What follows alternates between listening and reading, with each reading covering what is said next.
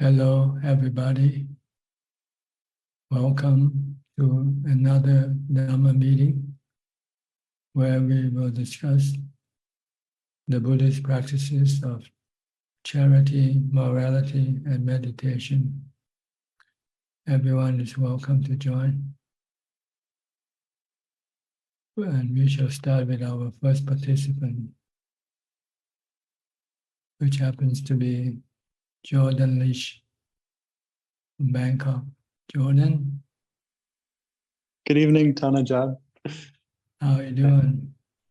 I'm doing well, thank you. How are you? Good. I'm always surprised that I end up being the first one. I don't know if it's some. I usually only log in 10 minutes before, so I don't know how it happens, but I think the one who decides who to come in and select who comes in first, I guess. okay. Kun boy admin. Lucky me. Well, I know. I've heard that when Langta Mahabua was giving his talks, he would advise people listening to meditate while they listened. Would it be appropriate for me to recite my mantra Bhutto while I'm listening to other your responses? You should pay attention to the conversation because we want to learn, not to meditate. If you want to meditate, you can just turn off the program and be quietly. Okay. I don't mean while you and I are talking, but I meant while you're talking. I mean, if you are, it depends on where you are, what you want to do. If you want to meditate, then you should just be in a quiet room by yourself. Okay. But if you want to listen to Dhamma talk, then you should pay attention to Dhamma talk. Okay. Yeah, and by paying attention to Dhamma talk, it's also a form of mindfulness. Okay. It can prevent you from thinking about other things at the same time. If you pay attention to what you listen to. So you don't need to use mantra or watch your breath. By listening to Dhamma talk, by paying attention to the talk itself, you are actually meditating and also developing wisdom at the same time. Okay, thank you. I'm glad I asked that question. Sometimes people don't understand. They listen to Dhamma talk, but they keep reciting Bhutto. So where are they going to be? Which one they're going to pay attention to? The mantra or the Dhamma talk? So they're in conflict. That makes sense. It makes the mind become multitasking, and that's what you don't want to do. You want to keep the mind singular, concentrated on one object. So it's either listening to the talk itself, or if you want to use mantra, then you just turn off the sound and don't listen to the sound. And then pay attention to your mantra. Or if you're using the breath, pay attention to your breath. Only one thing. You want to unite the mind to become one. Normally the mind is scattered into many different directions, into the past, to the future, to this or that, to this place and that place. It's all over. And you want to unite them to become one, singular. And when we're reciting Bhutto, we're trying to make the mind become one, singular, like you said. So now it makes sense to me that we wouldn't want to be also listening at the same time. It sort of defeats the purpose, doesn't it? That's right. Okay. Okay. Anything else? Well, my dad wanted me to let you know that he can't make it today. He's busy with work, I think. So he's sorry about that. Yeah, I don't see him on the screen here. Yeah. But that's okay. Don't tell him not to worry about it. Okay, I will. No. no big deal whether you attend or not attend. It's just an informal sort of a meeting, Yeah, So everybody yeah, I know. is not obligated to join or not Mm. join. Yeah, he really likes to come to these meetings, though. It's really important to him. So, I have another question. I've heard that wrong views are incredibly difficult for people to let go of, and that people's wrong views can travel with them for many, many lifetimes, even. And I'm wondering how people can start to identify their wrong views and start to overcome them. Well, the three main things you can watch for is if you think that there's a person, a self, this is wrong view in anything, in human being, in animals, in trees, in whatever. There are no self in this thing. So if you see a self in something, then this is wrong view. If you see a self in the body, there's a self in the body, then this is wrong view. And if you see permanent in the body, this is also wrong view, because the body is impermanent. And if you see the body will give you happiness, this is wrong view also. The body will give you pain, give you stress. So this is wrong view. The right view is to see the body as not a self entity, no self. It's just a combination of the four elements, and everything else is the same. I'm just giving the example of the body. But anything, they are all inanimate. There is no self in any of anything. But we generally think of the body as a self. There's somebody in the body. Mm. And in fact, there is no self in the body, because if you cut up the body or divide the body into parts, into body parts, you couldn't find a self in the whole in the body, right? If you separate the body out, Sure. all the body parts, if you separate them all out, you don't find a self in there. You just find the 32 parts. So this is what you want to develop right view by trying to separate all the parts of the body. When they combine, they become a self. But when you separate them, they're just 32 parts, right? It's like pieces of meat at the butcher shop. Yeah. On the automobile, if you separate the parts of the automobile, then there's no automobile, right? They're just wheels, they're just auto parts, but no automobile. That's right. Okay. That's maybe an easier way to approach that kind of thinking. So if you see anything as a self, if you see your father's body as a self, as there's no your father is not in the body. The father who's talking to you is not the body. He uses the body as the means of communication. We use the body as the means of communicating with each other. But we are the thinker, the knower. And the thinker and knower is not a self either, it's just a function, thinking and knowing. Mm-hmm. Understand? I do. I understand. Yeah. First, you separate the four elements from the fifth element, from the knowing element, and the four element. The body is just merely made up of the four elements. Then you are left with the knowing element, which has the ability to think, to feel, to remember. But this is just an element having this function, having this ability. But there's no self in this element either. No self in the knowing element, no self in the four elements, the body. Can you? I have to learn more about these elements, these Are these the khandas you were talking? No, this is they call the dhatu. Okay. Okay.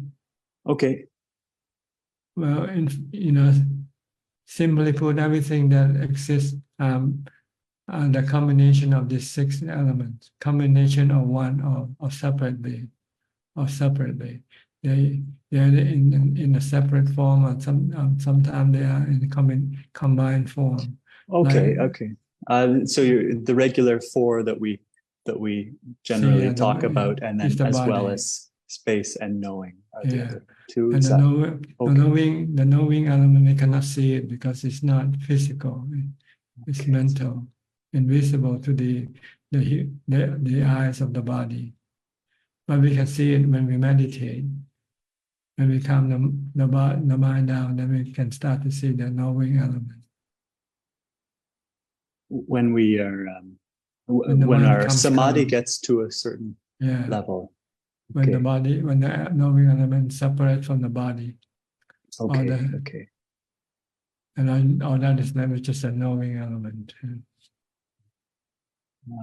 That's what I'm going for. Yeah. First step. So everything that exists in this galaxy or universe, or both the physical and the spiritual universe, they are just made up from these 6 elements. They form and they separate. They form and they disintegrate. So we have creation and destruction. We have birth and death. Okay. So, just to see them all as elements. There's no self, nobody. Nobody is born and nobody dies. Anicca, anatta. Yeah. If you see everything as anicca, dukkha, anatta, then you have right view. If you see opposite of it, then you're having wrong view. Okay. Thank you very much, Ajahn. Okay. How's your Thai coming along? Well, I can come up with some decent sentences that have a proper structure. When sometimes I have a hard time, on the spot, but when I have time and I'm just And you talk to prepare, and you talk to people on the street. Yeah, sometimes every day I try to order my food in Thai, and I'm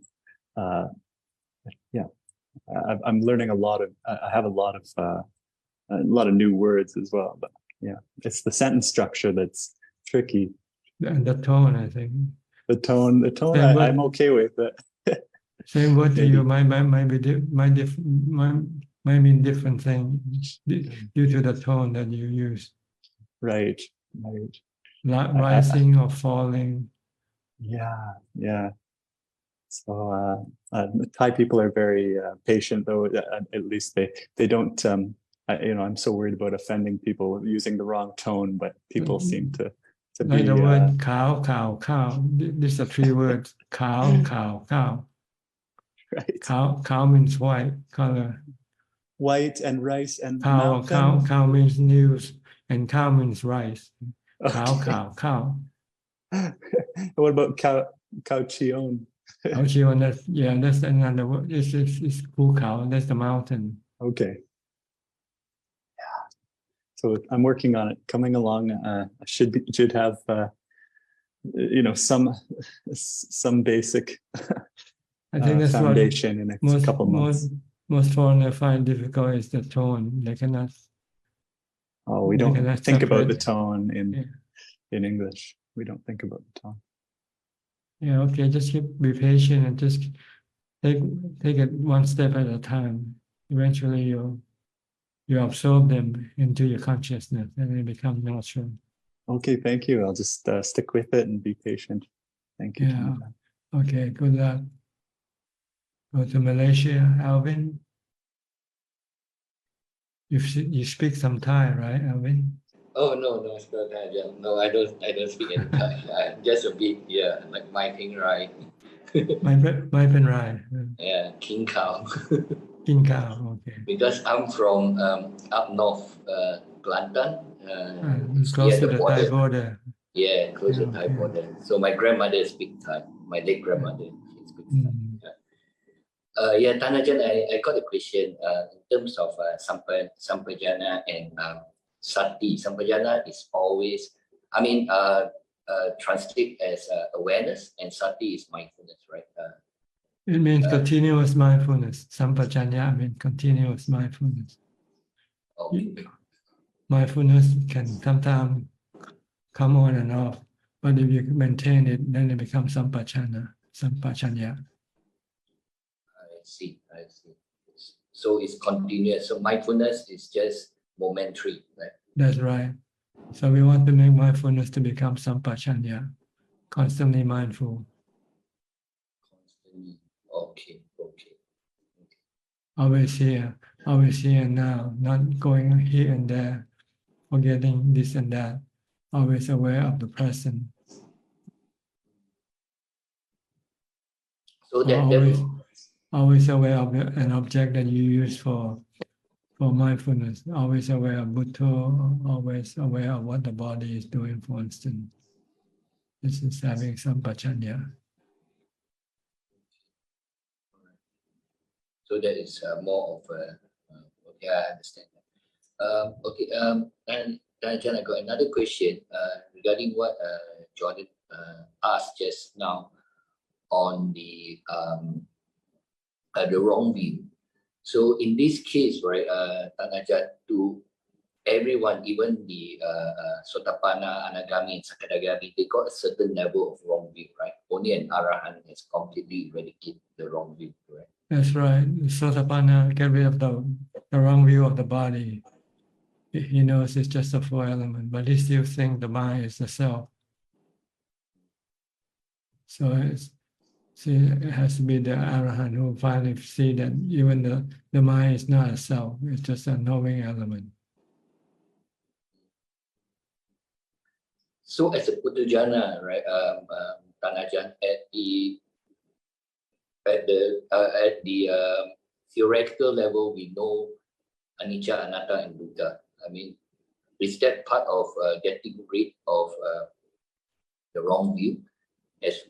Can we consider that we have started to try to get rid of wrong view, even though it's only at theoretical level?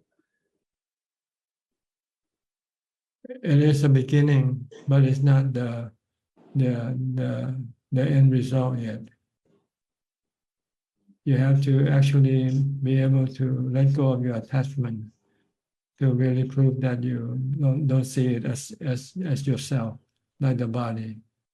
You must be ready to let it die, let it get sick, let it, whatever happens to the body, you just you don't care, as if you see the body as being somebody else's body. Like something happens to me, you're not worried, right? But if something happens to your body, you start to worry. If you worry about your body, then you still consider your body as yourself. But if you don't worry about the body, just like you don't worry about other people's body, then you see your body as somebody else, not yourself. Yeah. So all of us still have a very high level of, if we haven't entered the stream, we still have a very high level of wrong view. You first have to use theoretical to teach your mind to prepare for the reality. Like right now, you try to train your mind to think of the body as impermanent, subjected to aging, sickness, and death. And whether you can let go of it or not, it depends on when you actually meet the reality. When you get sick, and the doctor say you only have 6 months left to live. See how you feel. If you say, okay, I know this is not my body, it's going to happen, and it doesn't affect me a bit, then you pass the test. Right? But you start to worry, start to feel anxious, fearful, then you haven't yet seen the truth of the body. You still cling to your body as yourself.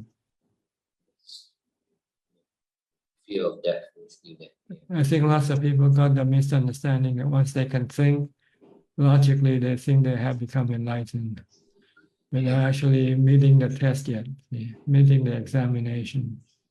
It's like doing the homework. You can do the homework, but can you pass the examination or not? That's another thing altogether different. So now there are a lot of people who think intellectually and they understand the nature of the body as anicca, dukkha, anatta. And they say, yeah, I can see, I understand. And they think they become enlightened by that fact.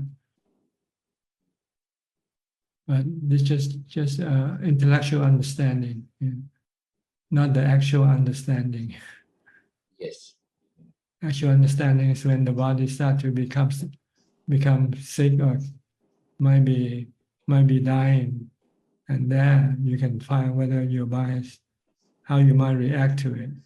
If you might act with calm, equanimity, yeah, then you pass the test.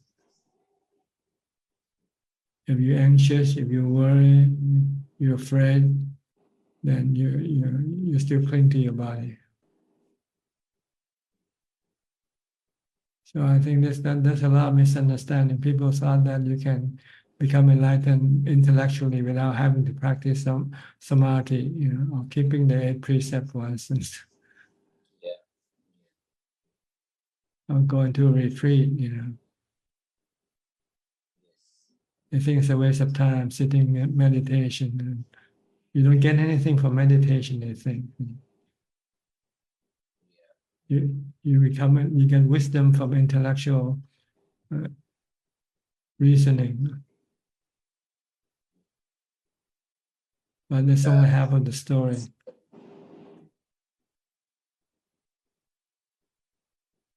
Because in Buddhism, we have 3 levels of knowledge or wisdom, right? The first level is the learning from somebody like the Buddha teaching us the 3 characteristics of existence. And so we learn, we start to know about the 3 characteristics of existence. But then we keep thinking about this and apply to our body by looking at it, by thinking about it. And this is the second level. But these 2 levels are not yet capable of getting rid of your attachment. You need the 3rd level, which means the kind of knowledge supported by our mind with equanimity, samatha bhavana. You need to practice samatha bhavana to get to equanimity. Once you have equanimity, then you can apply the wisdom that you learned from the Buddha, that you have been contemplating, and apply and teach your mind when you get sick or when you die, that this is just not your body. And if you have a calm mind, if you have equanimity, then your mind remains calm and not affected by the sickness or death of the body. So you need to go to the 3rd level of knowledge or wisdom in order for you to be able to get rid of your dukkha, your anxiety, your pain, your worry, your fear. Okay? You heard of the 3 levels of wisdom in Buddhism: Sutta Maya Panya, Cinta Maya Panya, Bhavana Maya Panya. Yeah, I think you mentioned before. It's just I keep on forgetting. Not mindful enough. Yeah. Sutta means listening to the Dhamma talks or study the suttas, knowledge from the sutta. And then from what you read, then you want to maintain this knowledge by constantly contemplating, thinking about it. This is Cinta Maya Panya, contemplation. To remind you that everything is anicca, dukkha, anatta. And then the 3rd level, the one that will kill your problem, is to use this to get rid of your attachment or your cravings for the body, for anything. Because you will see that if you crave for or you cling for something, you can get dukkha.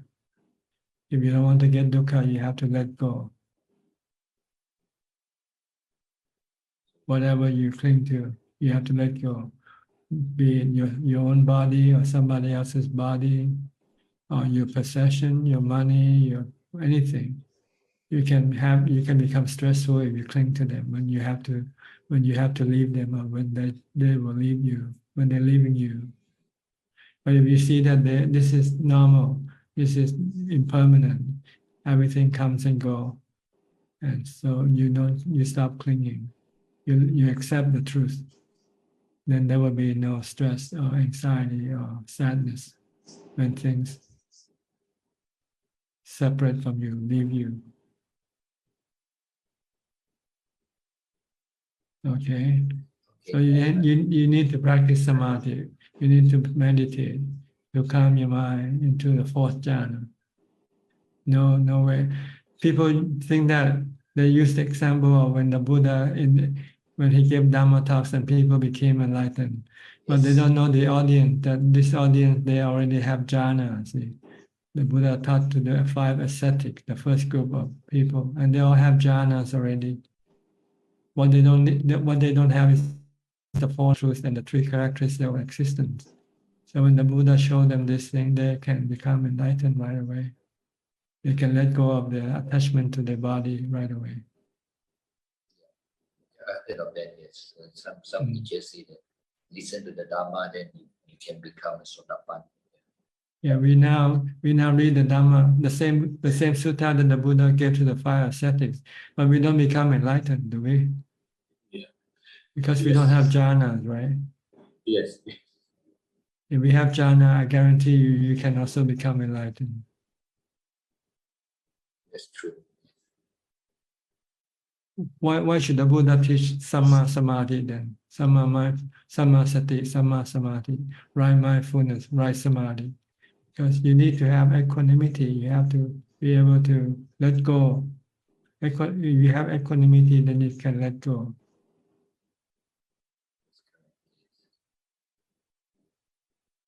Okay. I'll go to Bangkok, to Titima.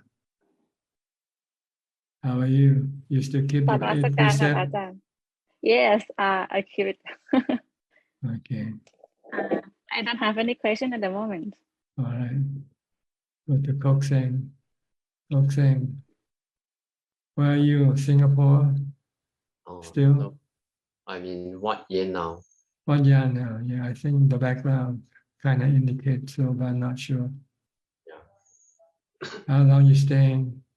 Until next Monday. How long have you been here now? Oh, I just arrived this afternoon, and at first I was a bit surprised that I was thinking that I'll be staying in the dormitory style because I did not choose to stay at the Kauchion. So when I walked towards where the office told me, then I was surprised. Hey, how come it's a single? It's a double story kuti. Yeah, so it's a surprise for me. Yeah. Yeah, for the male practitioners, since there are not so many of them, so they build some houses for male practitioners instead. But with women, there's a lot of women who come, so they build dormitory style for women to stay. Yeah. So but there's a very limited number. I think they can only take them maybe less than 10 people at a time. I think there are only 4 kutis. Compartment. For complexes. Yeah. 4 duplexes. I think they're called duplexes. Yes. Yeah. So I have to get used to staying alone. Yes. Why are you afraid of something? Something physically is away from the comfort of what I'm get used to in Singapore, all the conveniences. So now I have to go back to the basics. Yeah. So I will learn to live together with the nature. Yeah, it shows you how much attachment you have to things. Now you don't have them, so you start to have you have to make adjustment. Yeah. So you can see this is as impermanent. You used to have all the comfort. Now all those comfort is gone. So what is left is dukkha for you. Yes. So if you want to overcome this dukkha, you have to meditate until your mind becomes calm, have equanimity, and then you will be able to accept this new reality. Okay. Yeah. I will put in effort. So don't do anything. Try to meditate, Bhutto. Try to meditate as much as possible. You'll find that your mind will steadily become accepting your new reality, and not cling for the old reality. Okay, I will try. Okay. Any question? Yeah, that's all, Praja. Okay. Thank Go you. to Marcia, if I pronounce your name right, from Las Vegas, if I remember correctly. Or... Good morning and thank you. I'm from Ohio, USA. Ohio, I'm sorry. No, Yeah. but I did a meditation retreat in February in I Las see. Vegas. Okay. So I had described my meditation practice the last time I was here. And, I get to these empty places, but there's still like a tension there. And then I start to doubt my practice. And then I think, where's the peace? Why am I not finding the peace? And then I thought, you haven't yet got there. See? You haven't yet got there. so how do you Continue actually on. get? Continue on with your concentration, your focus on your meditation object. Don't stop. Okay. And then I was wondering too, with all these states, like you're supposed to have some joy and tranquility, and then you go to equanimity, and to get to the end of the line, then we're supposed to be disenchanted. And so how do you move from the peace of samatha into the realization that there's nothing worth holding on to, and you just give it all up? These are two different separate practices. When you meditate, you want to calm your mind and to let go of everything temporarily, to develop the ability to let go. When you meditate, you're actually letting go of everything. Once you have this ability, then when you come out of meditation, you start to see all the possession that you have to be impermanent, that one day, sooner or later, you will have to lose them. Then you teach your mind to let go of them, see. Then you can do it because you have the ability to let go. Then once you have that, once you get into that stillness of the mind, once you have equanimity. So there are two separate practices. When you meditate, you want to get to equanimity, where your mind will not cling to anything temporarily when you're in that state. And when you come out, you will have some remaining equanimity that you can apply to whatever things that you are attached to, and try to see if you can let go of it. See, I've been trying to look where I'm clinging right in the meditation. Is that wrong? Wrong. When you meditate, you want to stop thinking. See? You don't want to think at all. You want to still the mind. Okay, I still have a lot of work to do. All So right, thank you. Yeah, just keep concentrating on your meditation object. And don't worry about the sequence of the process. It might not be exactly the same like you read from the text. So don't worry. Sometimes you can go from 1 to 4th jhana without, going to the 2nd or 3rd. Like falling from a high place. Suddenly you just fall into falling from a high place. And then your mind become totally still and everything just disappeared. All you have is just emptiness and peace of mind and equanimity. Yeah, I've had that happen, and it's like, and then I'm wondering, should that be happening again? And I know that I can't recreate it. It's like It's the same process. If you do the same thing again, you'll get it again. But the problem is we don't do it the same way like when we did it the first time. We start to think about the result that we get last time and wishing for it to happen. If you do this, it will never happen. You have to come back to just watching your breath or reciting the mantra.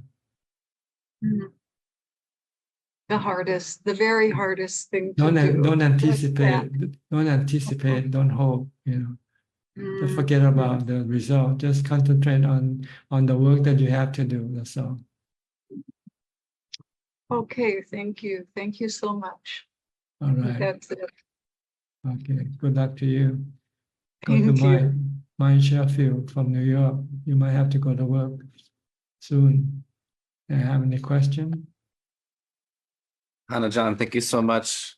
I wasn't here last week because of we in the States we have daylight savings time, and I didn't realize you didn't practice that in Thailand as well. So I tried to log on an hour earlier.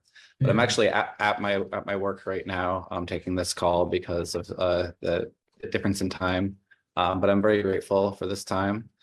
I guess I've in my work I've been working on a piece on storehouse consciousness, or Alaya Vijnana.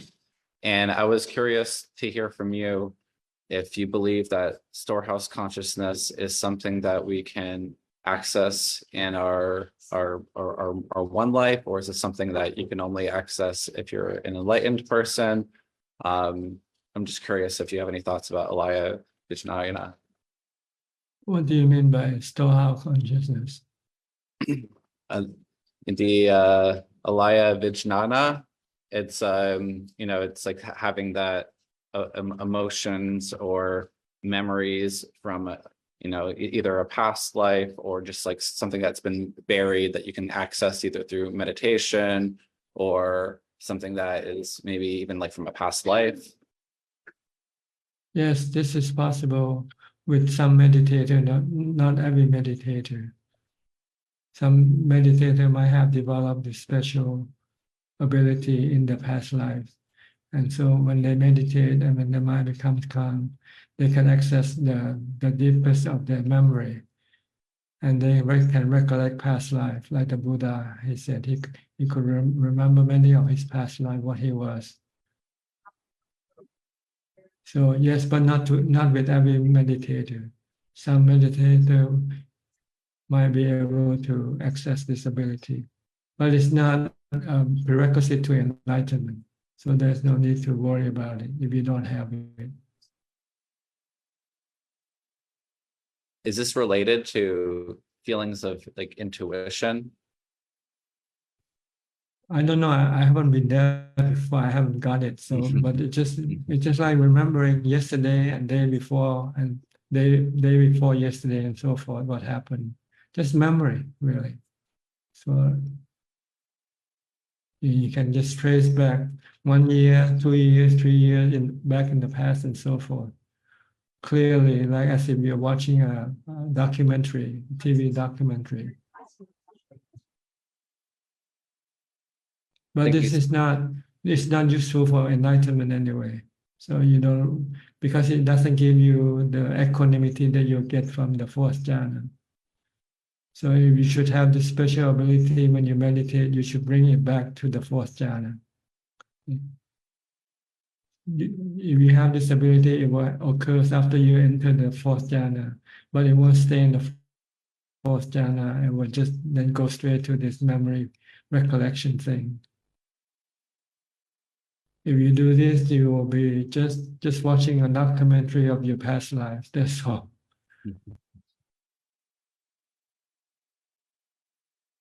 Thank you so much, Ajahn. That's all I have Okay. today. All right. Happy working. Who else next? Ryan. Ryan, okay, from Singapore.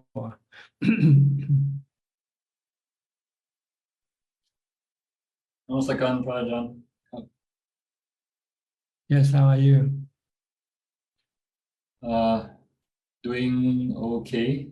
So last week I started to read the Vinaya, and I realized that even though I'm just a lay person, but I realize even as I'm reading the Vinaya, I'm already feeling some resistance and doubt about some of the rules. So I just wonder, like when you first ordained, was there any doubt with regards to the rules, and how do you overcome that doubt? Well, I look at it as a prerequisite. Like when you want to attend a club or an organization, they have rules, right, that you have to follow. So just follow, that's all. There's no need to have any doubt about it. If you want to join the organization, you have to do what they ask you to do, expect you to do. That's what the monastic code is about, just rules, regulation, to keep people living in the organization happy and no problem. Why is there any doubt for what? I see. I think it's because of my kilesas that's maybe it's like going against my attachments. So that's why I'm feeling that resistance when I read them. You don't like the rules, and so you want to change the rule, right? There is one about when you eat, you shouldn't scrape the bowl. It's like a stikya. It's etiquette. See, it's etiquette. Don't want you to make any sound when you eat.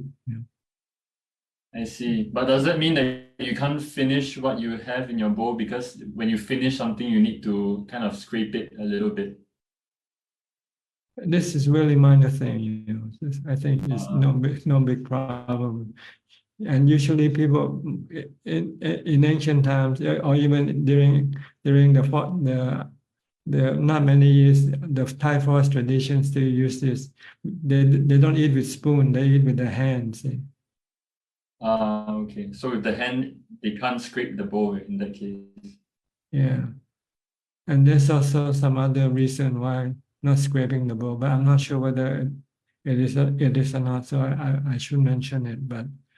Basically, they want monks to behave nicely because they want monks to be respectable. So they have to have a nice manner, good manner, eating manner, and so forth. Okay, so I'll contemplate more about joining the club. Thank you. You look at the benefit that you get from joining the clubs: free everything, free food, free accommodation, free medicine. No need to pay for any bills. No taxes.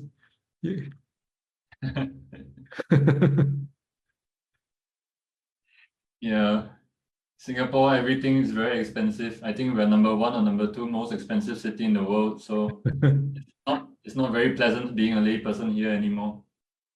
Yeah, better be a monk. All you have to do is just follow the rules. That's all. Okay. Yes, thank you, Tanaja. All right. Go to Malaysia. Kwan Liman.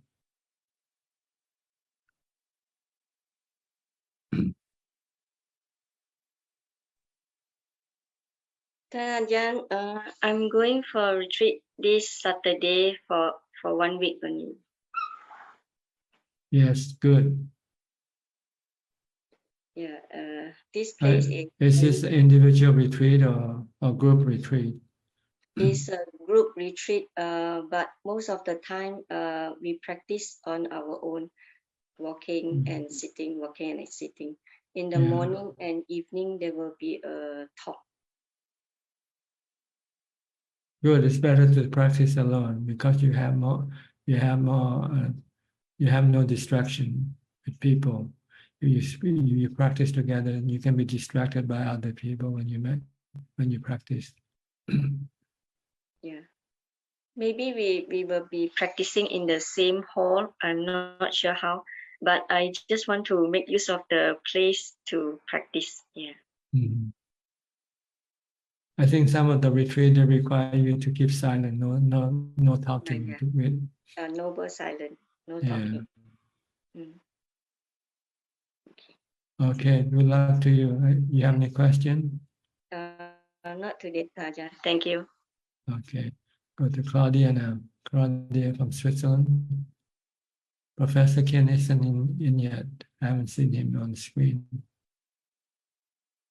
Good afternoon from Switzerland. I just saw Kenneth for a moment at the conference, so I don't know if he is still online. Maybe he came in late, so he might be in the back of the. Yeah, here I see him now. Almost the last person on the queue. Okay. Yeah. So good afternoon from Switzerland. Everything is fine. This weekend or in a few days, I'm going to get a visitor who supported me very much when I represented the Buddhist religion in the Council of Religions in Nuremberg. We are going together to visit the monastery in Switzerland. I'm looking much forward to go to the monastery Monday next week. To Dhammapala? Yes. I see. Good. So no questions so far. I enjoy to be here at the conference this afternoon. Okay. I'll go to Julia now from Colorado, I think. How are you? How you've been away for a while? สวัสดีค่ะพระอาจารย์ Yeah, the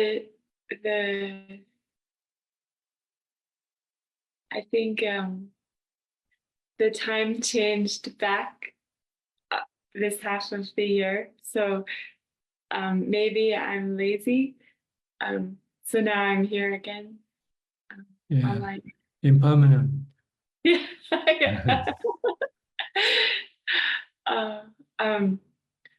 I read it Beyond Birth from Sri and Czech.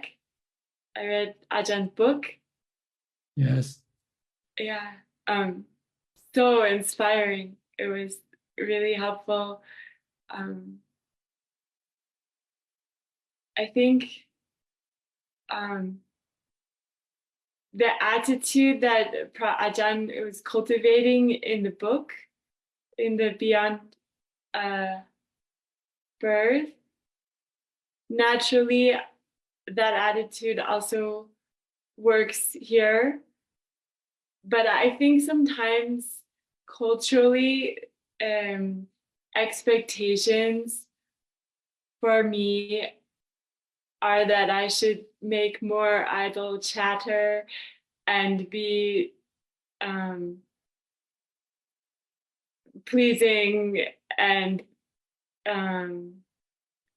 socially. So it made me so happy to read about someone's life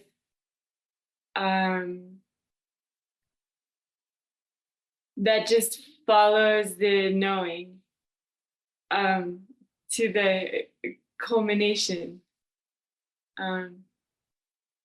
Yeah, so Anumodana for Ajahn life so far. I have no complaint.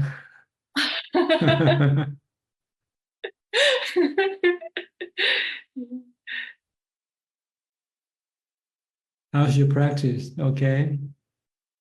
It's okay. I sit 2 times every day, in the morning and the evening, and so. Is that all the time you have for practice, or you? No, I have much more time. I see. You don't have to go to work, do you? You don't have to No, go not to right work. now. Mm. So sometimes I chose not to be married, so I have more time to practice and but then I have neighbors, and then I also have like little interests, and then I have a chronic habit to volunteer for good projects. So when the mind is very concentrated, I don't care about any of that. But then if the mind has to come out of concentration, then to deal with worldly things, then I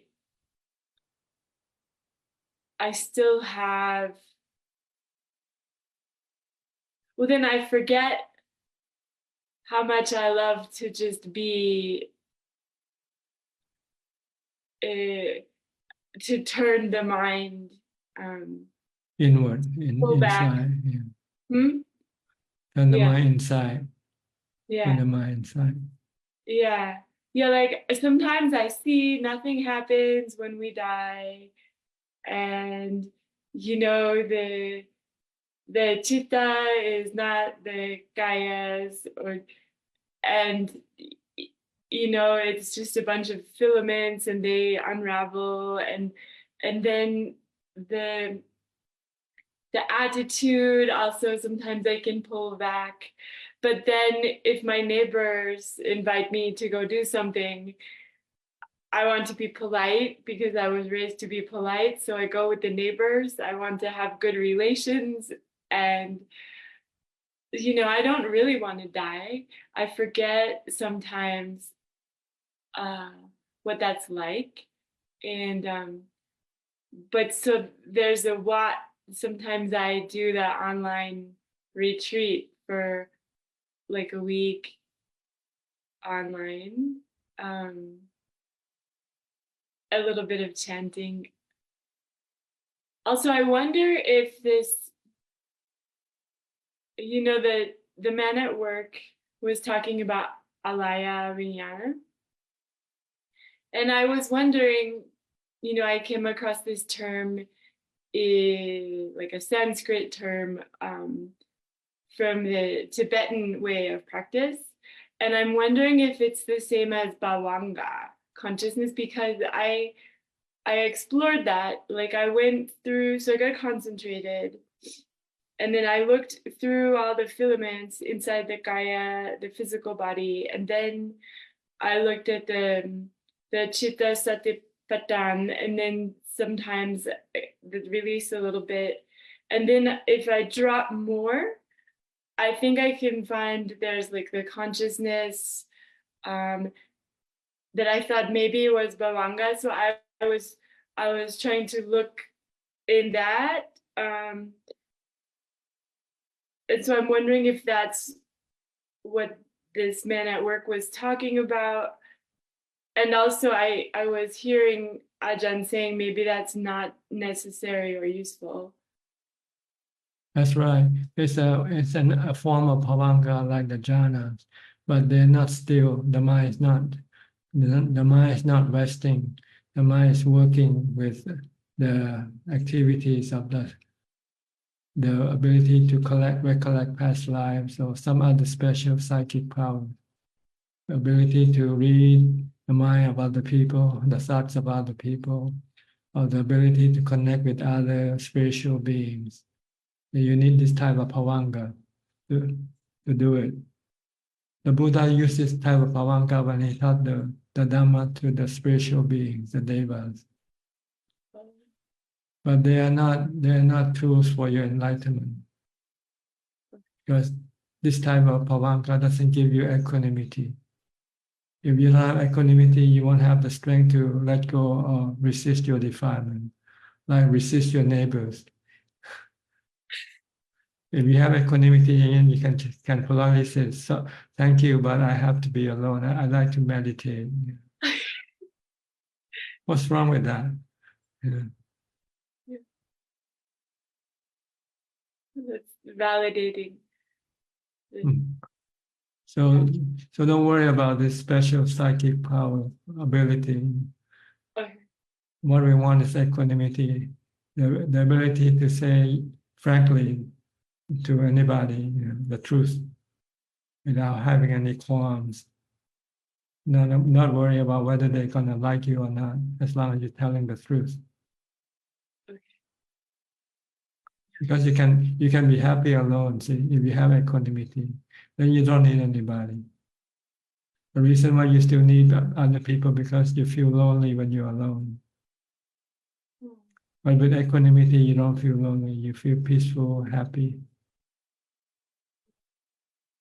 So you have to get to that point. Once you get to that point, then you can say goodbye to everything.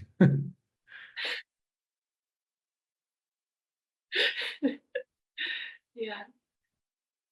Yeah, it would be good to have continuity of that goodbye Practice. feeling. Yeah. Yeah. But see, there's a dilemma here. See, you need the time to practice, but you cannot say no to other people. So you cannot get to the practice to get to the point where you can say no to people. Okay. So maybe you have to go away from people as far as possible and be alone. Then you don't have to say no to other people. Yeah. Yeah, maybe. That's why the Buddha has to leave the palace. You know, if he stay Yeah. in the palace, he could not say no to people. So he say you have to become a monk. Once you become a monk, nobody bothers you anymore because they know you are antisocial. I think if I were a man, I would be a monk, but I'm a woman, or this is the package that I received to associate with and to use the sense doors for awakening. I'm happy to be in this one, but also may I say one more thing? Sure, please? go ahead. Okay, thank you. I spontaneously, I don't know why I did this, I offered to help transcribe some Dhamma talks that were given a few years ago by someone else. I don't know why I offered. And I thought, well, this is stupid. Maybe it's an excuse. I should just be practicing, not transcribing other people's Dhamma talks. But then, and I don't know what my motivation was. And it takes time. So I was like, why am I doing this? And then, but it was somehow satisfying. And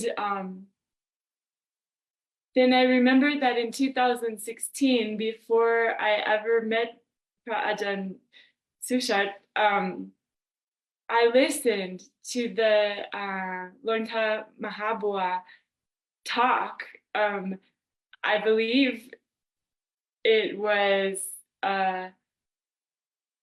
translated by Ajahn and read by Ajahn. It was audio, it was online, and it was profoundly transformative in my heart. So then I was thinking, well, if I have so much gratitude for listening to this person, this excellent venerable monk translating and reading this talk, and if it helped my practice in that moment, like 8 years ago, then maybe it's okay a little bit trying to help transcribe. But then maybe it just becomes the entertainment. Distraction from your meditation. Yeah. Because your defilement doesn't allow you to meditate. So you're trying to find some excuses for you to do some other thing. Yeah.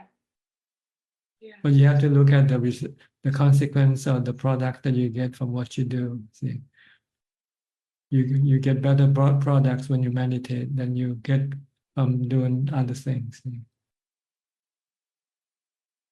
Yeah. So you have to look at the consequence of your action, and then it will make you be able to decide which type of action you should take.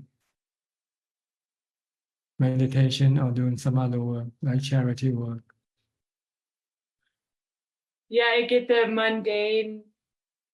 Yeah, you don't get to the mundane supramundane. You don't Yeah. get to the supramundane. Okay. So can Ajahn do his book and translate the talks from his teacher and remain in some sort of lokuttara way during the activity? Well, if you can divide up your time, for different works, and try to manage it to to a manageable level, not hurting your practice, then it's okay. But sometimes you might be overdoing some other work and then diminish your Dhamma work. Then this is not good. You should always give priority to your Dhamma work first, and the other work should be considered to be accessory work, not the principal work. That's perfect for me to be reminded. I'll reflect on that. Okay, that's all for now.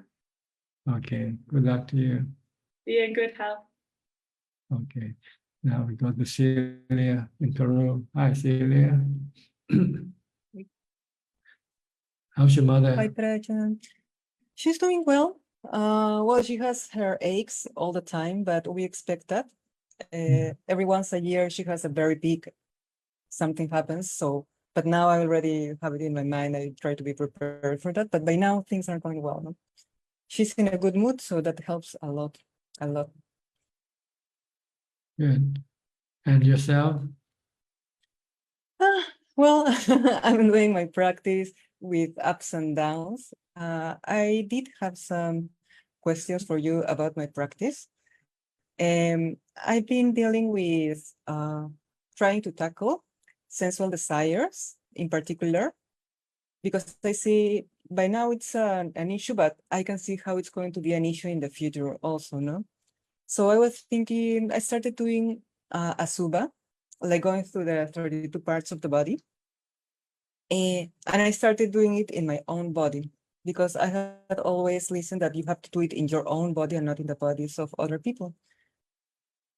But the thing is, I had memorized the 32 parts of the body, but I started with Ke, Salom, Manaka, Dant, and very soon, even before getting to Tacho, my mind becomes very peace and very calm, very peaceful and very calm, and the meditation goes really smooth.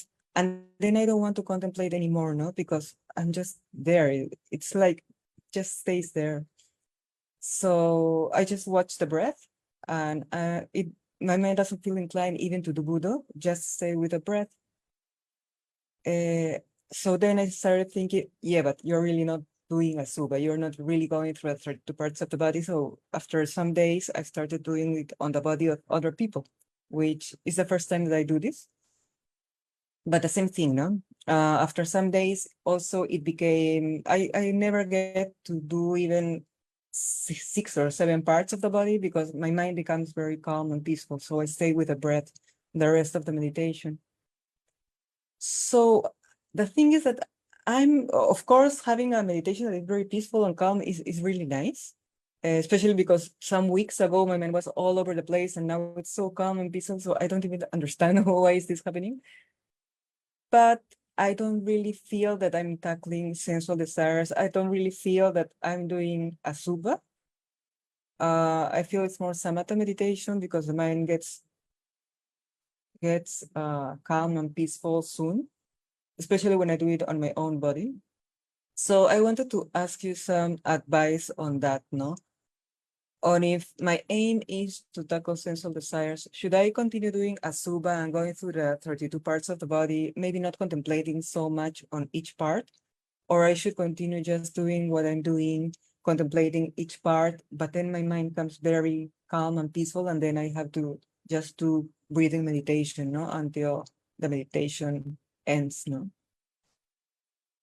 Well, see, usually when we practice, I'm talking about practicing full time. If we practice full time, we can divide up the time, half for contemplation and half for meditation. So when you contemplate, you just keep on contemplating.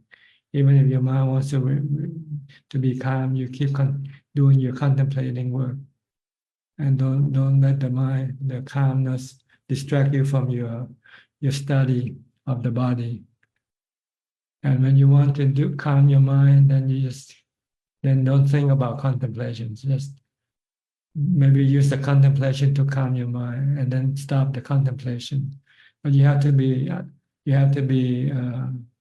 know exactly what you're doing, whether you want to calm your mind or you want to study the nature of the body.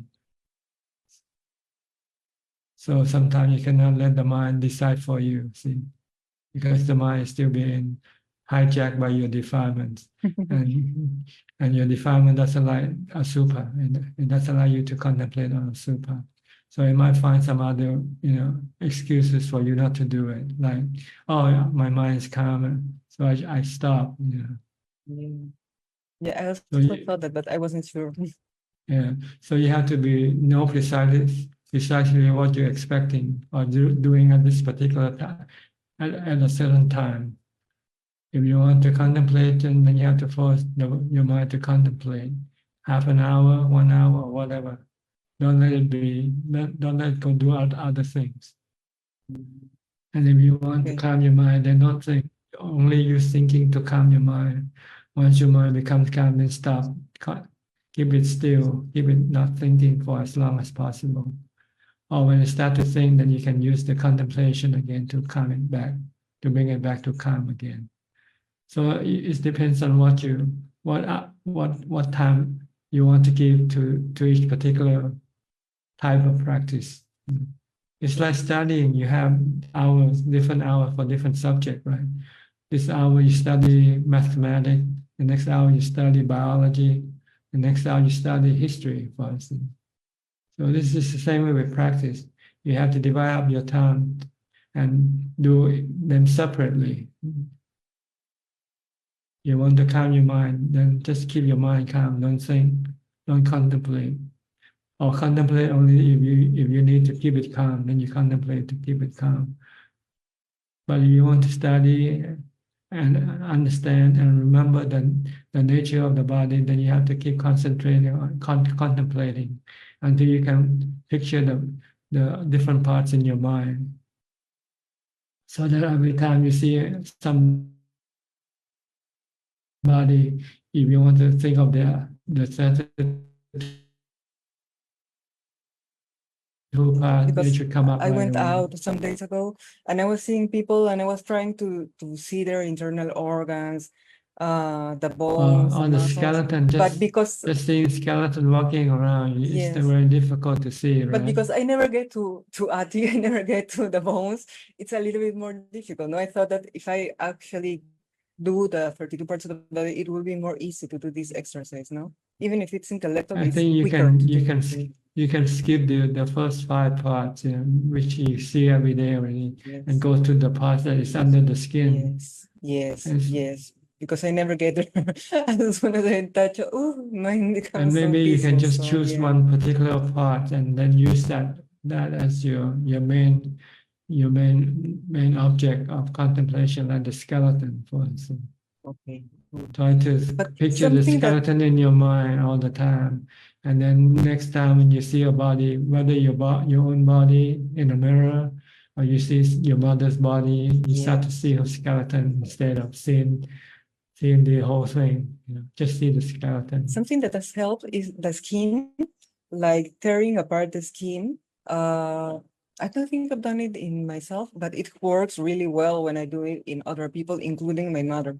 I mean, when I do it, the relationship I have with my mother in that moment changes a bit. I don't know why, but in a good way. I mean, like there's this a little bit detached. Exactly. Yes, this detachment, and I can feel. You don't see yourself. You just see your body part. Exactly. Yes. So I thought maybe I can do both, like tearing the skin and the skeleton.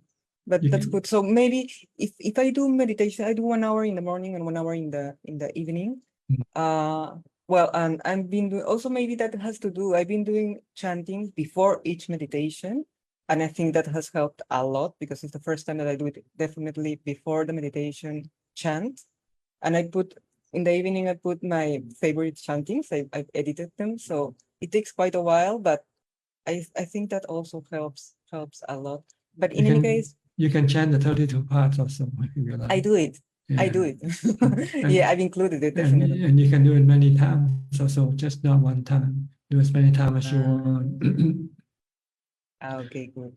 So maybe I can use in the morning, calming the mind, and in the evening, just contemplating. Will that make sense? Whatever you want, just to know what you have to do and do what you have to do. If you think your mind is not calm enough, then you have to do meditation for calm. And if you think that your perception of body is not good enough, well, then you want to do more contemplation. Okay, trial and error. Okay, cool. Yeah. This is a good advice. I have another question. Can I make it now, or should Sure, I wait go until the ahead. end? No problem. Go ahead. Okay, thank you. I've been also to have a little bit more of mindfulness and effort in my practice. I've been thinking, okay, so today I am going to die at midnight. No, I'm definitely going to die. So before I used to say, oh, I may die, but that didn't help because I may die, but maybe I know I don't die. So I continue doing whatever I was doing. But since I started saying I will die at midnight, I think I'm posting this as if it was true, but I really don't know if it's true, no? Sometimes I think it's going against the fourth precept, like posting something as true when I don't know, or I really don't think, at least don't think that it will actually happen.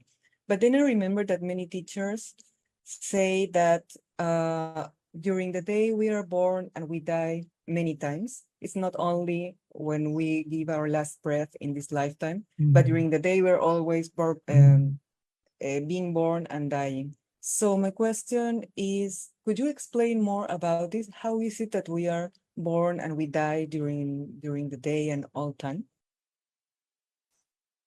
Oh, it just maybe just a way of telling us that the body is constantly changing. So we keep changing. So the old body dies and the new body continues on. That's why we have different ages, right? When we look at our body when we're younger, we transform. So transformation is considered to be dying and borning. Being born, you give up the old body and you get a new body. But the process is so slow. You don't see it. See?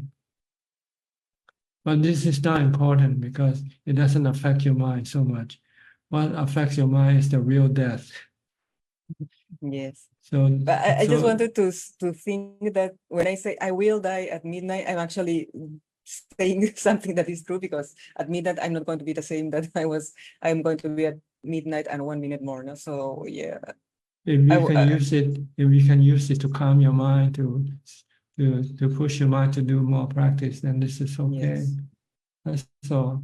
So we all have different methods, different ways of trying to arouse our exertion, our practice.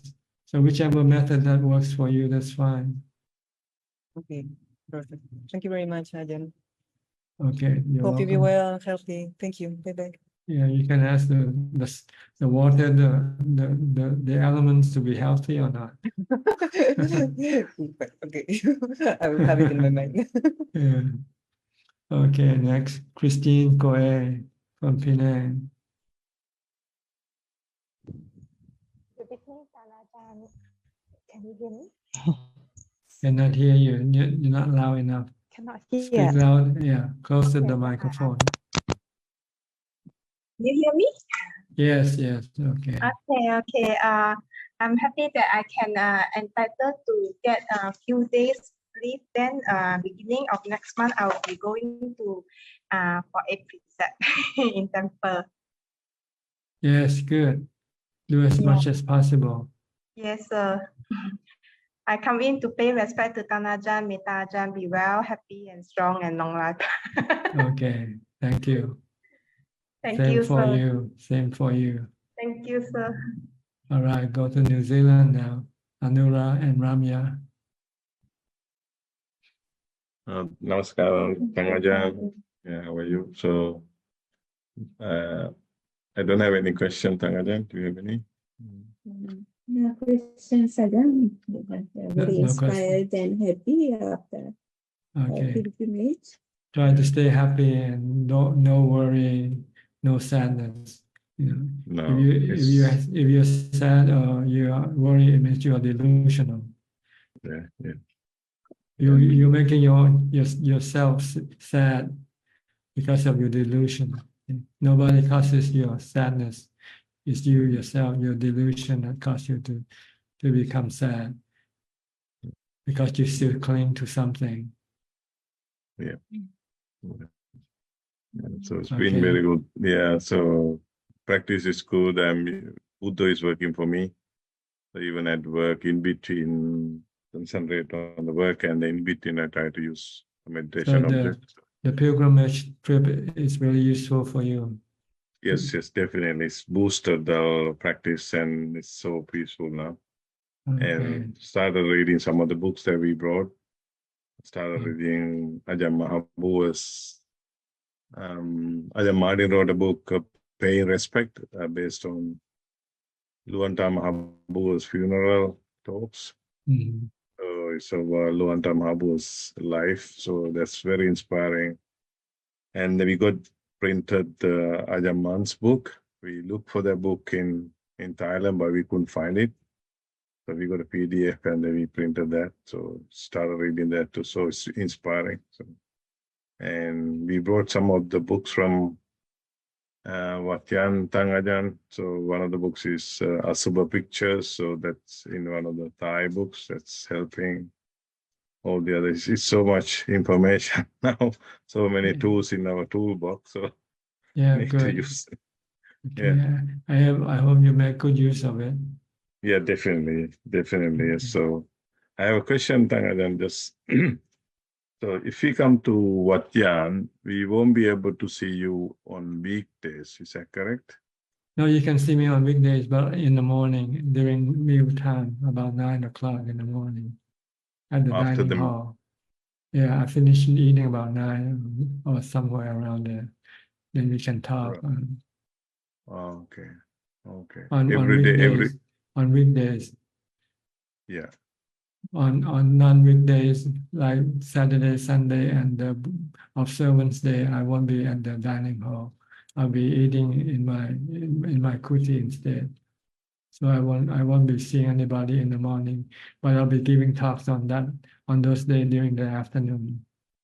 In front of your kuti, the same as last time. Yeah. That's right. Okay. That's on the weekend. Okay. Yeah, understand. Yeah. Okay. Thank you, Ajahn. Yeah. So we are planning the best time to talk to me is to come and join the Zoom meeting. Yeah, that's true. Because when you come to see me at the dining hall, sometimes I have other people waiting also on queue. So we could not talk much. Yeah, true. Yeah. All right. I agree. Yeah, thank you, Ajahn. Thank you. Thank you for teaching. Yeah.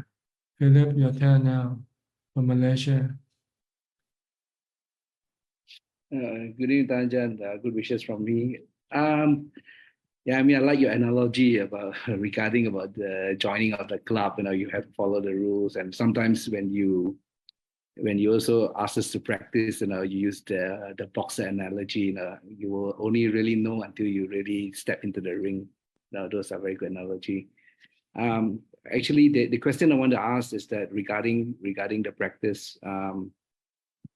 There are a lot of Dhamma practitioners who really knows their theory a lot, while others want to practice. I mean, what is actually the balance? Because for me, for the longest time as a student, I excel better in the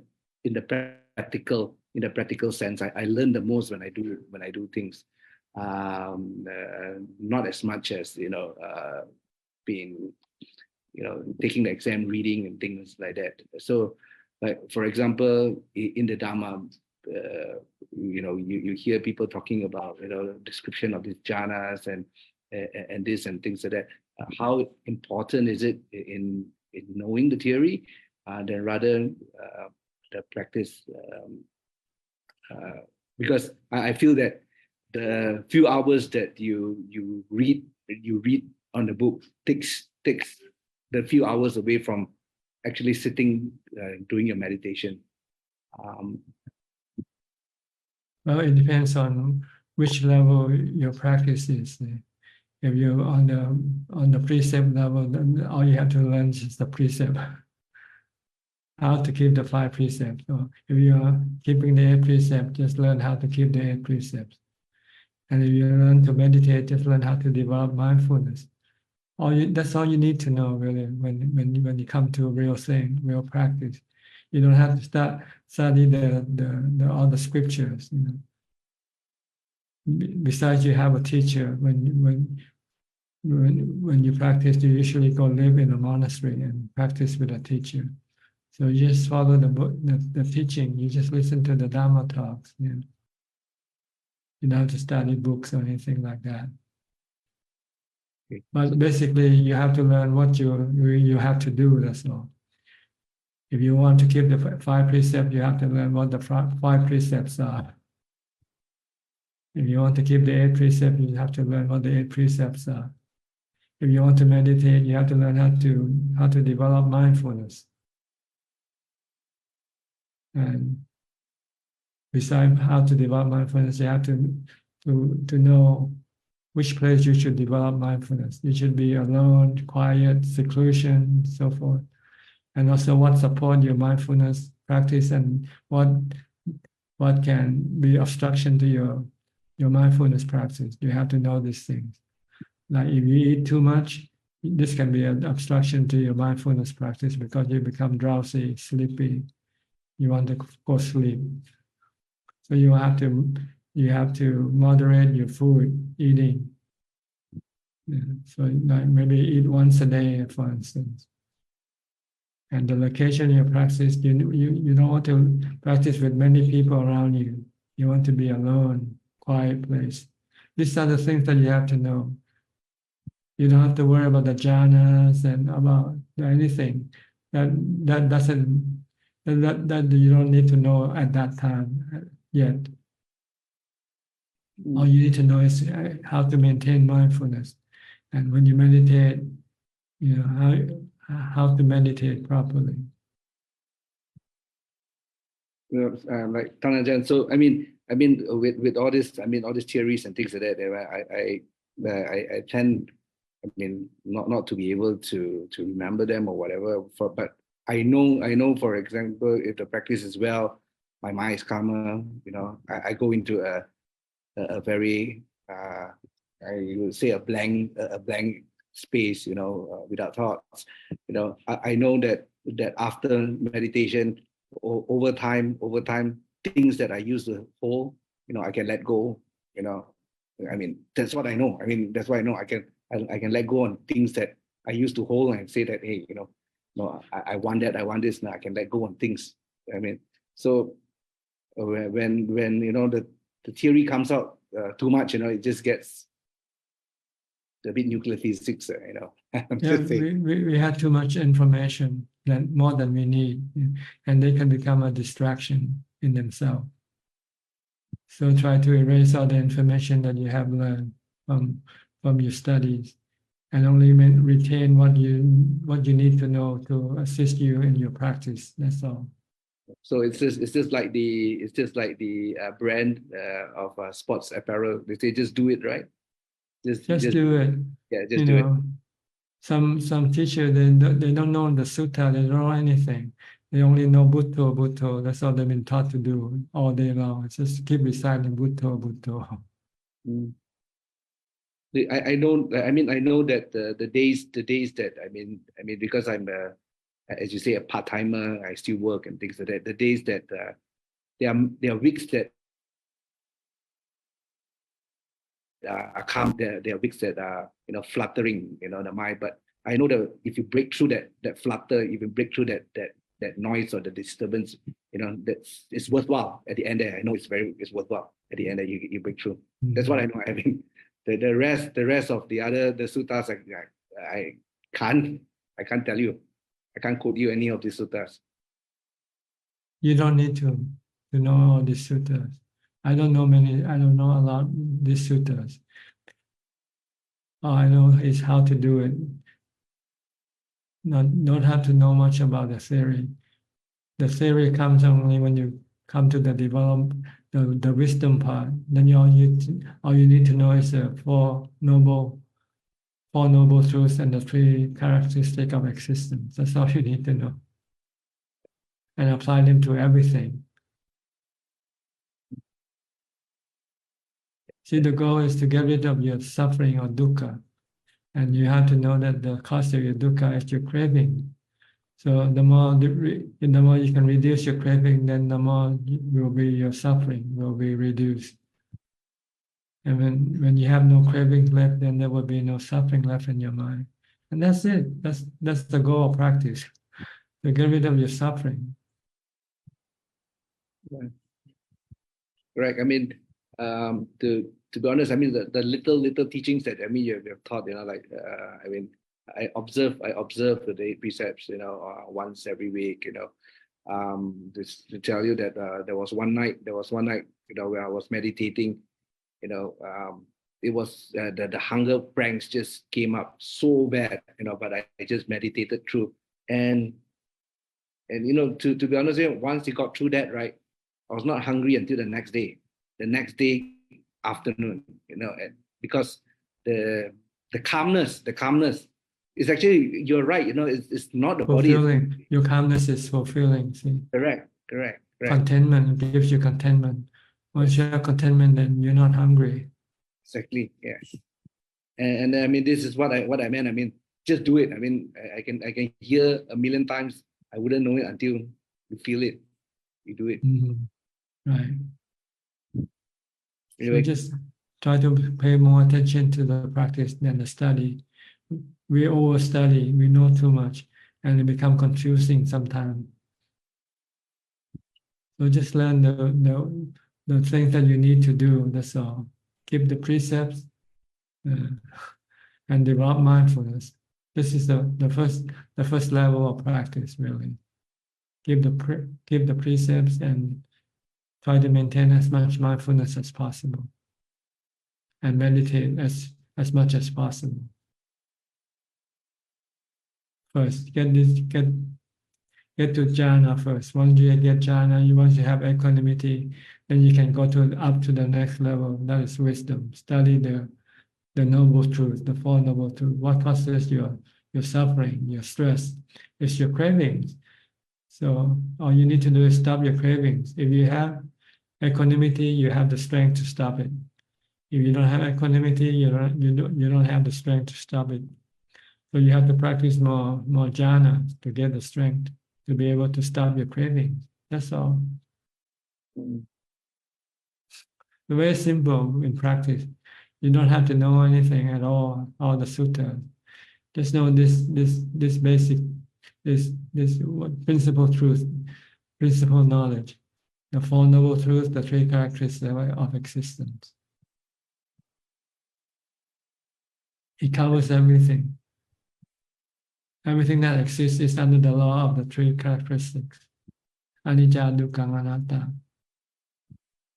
And dukkha is caused by your craving for them to be permanent. When they are not permanent, you want them to be permanent. When you cannot make them permanent, you get dukkha. But if you accept that they are impermanent and accept it and leave it alone, don't have any craving for them to be permanent, then there will be no dukkha for you. That's it. That's all you have to do is get rid of your dukkha by getting rid of your cravings, your desire for things to be the way you want them to be. not letting them be what they really are. We want to change them, but we cannot. We want to control them, but we cannot. So we get dukkha. Okay? I have to go faster now. I think Thank we you, have about Tanajan. half an hour left. Profound teaching. Thank you. Okay, go to Myanmar. Hi, Myanmar. Where are you from? Oh, Myanmar. I'm sorry. Hello, Tanajan. I'm from Singapore. So this is actually my second time joining, but I wasn't able to change my name. Yeah, I joined as Clara from the first time. Okay, no problem. Can I help you? Yes. So Tanajan, my parents are very devout Christians, and this has been a long-term problem where they view, they hold this very firm view that Buddhism is essentially worship of evil spirits, and they view my practice as pretty much as an outward defiance to them, as my parents. So I was wondering, Tanajan, do you have any advice for me as to how I can maintain like a peaceful relationship with my parents, but still maintain my practice and not anger and upset them? Thank you, Well, Tanajan. don't talk about religion when you talk to them. You skip religion, and whatever you do, whatever you practice, don't tell them. It's your private business. That's all. Keep it to yourself, and don't try to change their attitude either. Let them be whatever they want to be. Only if you want to help, if you can say something, it's only when they ask you about what, and you ask you for something, then if you can give them whatever they ask you, then you can give them, tell them. But otherwise, just keep religion separate from the family.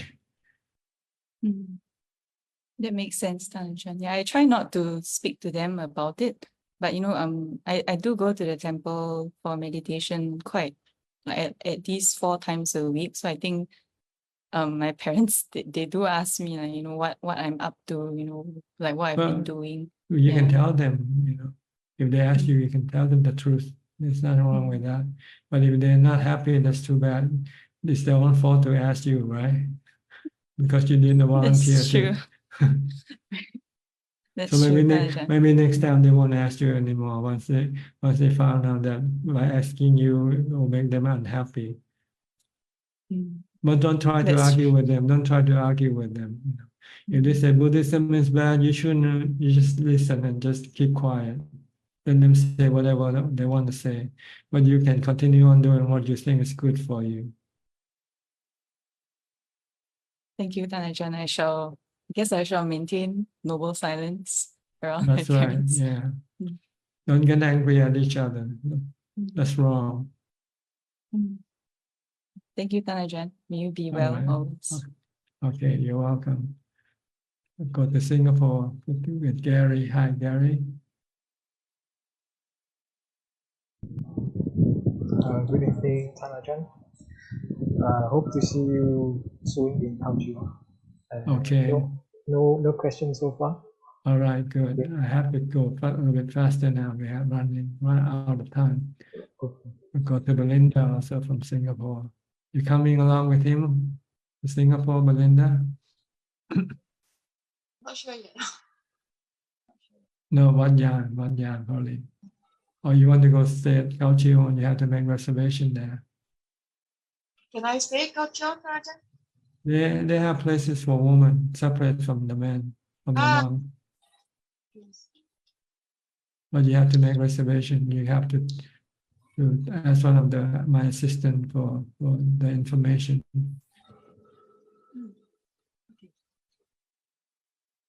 Okay. Thank you, Tanajan. Go to Apalachita from Dubai. Hi, how are you? Good evening, Ajahn. Yes, I'm fine. I was just curious, since Belinda mentioned, you said it's also possible to stay On the mountain, yes, on the mountain in the forest. They have houses individual houses for ladies, for women to practice alone. But you have to be alone. You have no teacher. You have to know what you want to do there to meditate, and you don't meet anybody. You don't socialize with anybody. No group practices or anything like that. Just individual retreat. So if I'm interested, what is like the minimum days that, since I don't know, but I would like to attempt? I think you can. I think there's usually the 3-day minimum, and maybe maximum. I think they allow you up to two weeks if the room is available. But sometimes we have many queues, many people joining. So it depends. You have to have the details with my assistant. You can contact through the same email that you used to contact us. Right, sure. Okay, no, I'm interested. I think it would Okay, be maybe she quite- can give you more information about All this place. Okay. Okay. Yes, thank you. Alright. Go to Alfredo in Sao Paulo. Alfredo?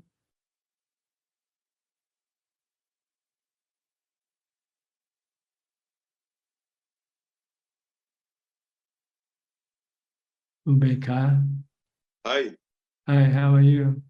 Happy? Okay. Good? Happy. Good. Meditate? No sensorial pleasures. A lot. No sensual pleasure. No more motorcycle riding? Oh yes. You still Right do, huh? to São Paulo. That's sensual pleasure also. That is also sensual pleasure. It's normal. Is our karma, né, Bante? Our life, né? You should meditate instead of riding motorcycle. Yes. I You get- like a lot. You get better happiness from meditation and riding motorcycle. Yes.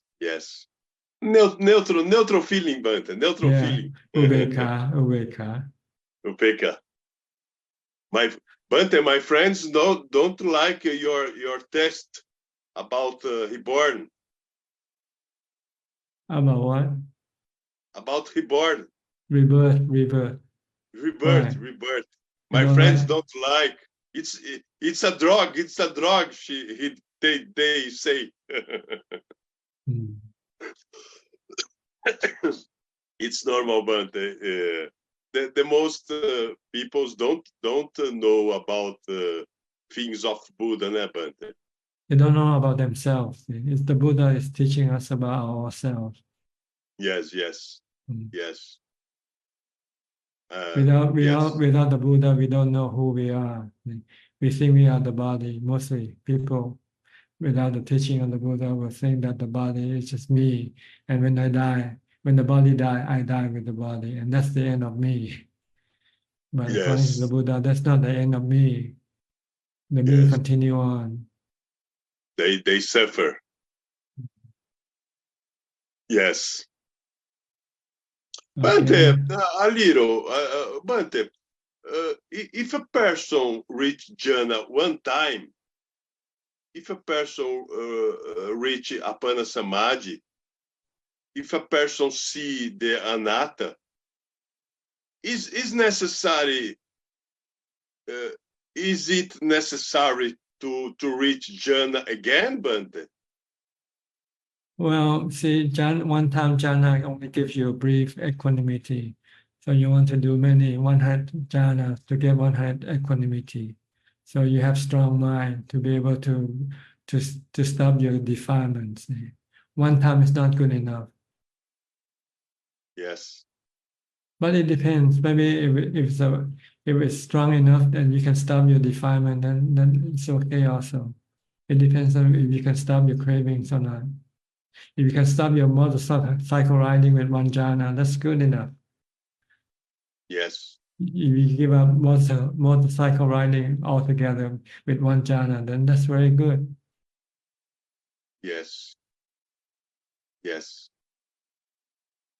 But you need to, once you have the jhana, you want to go back again and again because it feels so good. Yes. It's like It's taking normal, drugs. but It's like taking drugs. It's like taking cocaine, but it's harmless. It doesn't hurt the body or the mind. Not like cocaine. Cocaine can hurt the body and the mind. Yes. No. My friends say that because they don't know about the Buddha's teaching. They don't know about enlightenment. Enlightenment is not knowing for all peoples, but all peoples not know about enlightenment. What's That's right. enlightenment? What's not the birth? The Buddha said that very few people can appreciate his teaching. Yes. Not many people. Yes. You are one of the lucky few. Yes. Okay. Okay, but All right. Go to California now. Stalin and your wife. Hi, Stalin. Can you hear me, Ajahn? Perfectly. Okay. No, I don't want to take the time because if I go to talk something, that will be something deep. So I thought I will pass at this time. Because what I'm going to talk is something deep. Okay. I just wanted to say I'm grateful. I just wanted to pay respects and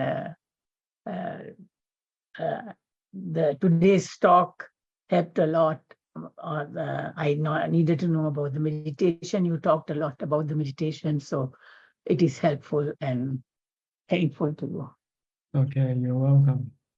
I'll go to Toronto with Priyal and Indira. Doctor is working now, I presume. Good morning from Toronto, Ajahn. How are you? Good, thank you. And you? Good. I just, Pial actually is with the patient, so he might come. But before that, I'll ask you a question, Ajahn. Now, sometimes it is difficult, like to go to retreats and do long hours of practice. But if you do like short hours of practice, in your home, like at the same time every day, is that also like, is there a difference? Like, but like, what I want to ask is like, is that useful too? Because I mean, at this point, like all we can do is that. So, but I think it's the time that you put in that measures the progress of your practice. The more time you put in, the more progress you get. Okay, yes. The more hour, it's like the more hour you work, the more money you make. Yes. Okay, I understand. Yes. Okay. All right, Ajahn. Yes. Thank you so much. Thank you. And you take care. If Priyal come back, we can talk to him later, okay? Thank you, Ajahn. Teruan Saranai. Okay. We'll go to Diana from Wales. Hi, Diana. Greetings, Ajahn. I loved it when you said if you worry or are sad, it's because you are delusional. You make yourself sad because you still cling to something. For some reason, this makes me happy. That means you're not delusional then. So thank you. No questions. Okay. Samanji, you just got up. It's your turn now, Samanji. You go somewhere.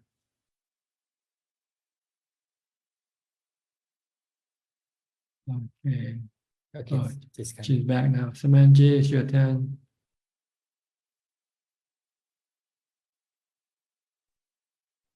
Samanji from Sri Lanka. Go ahead.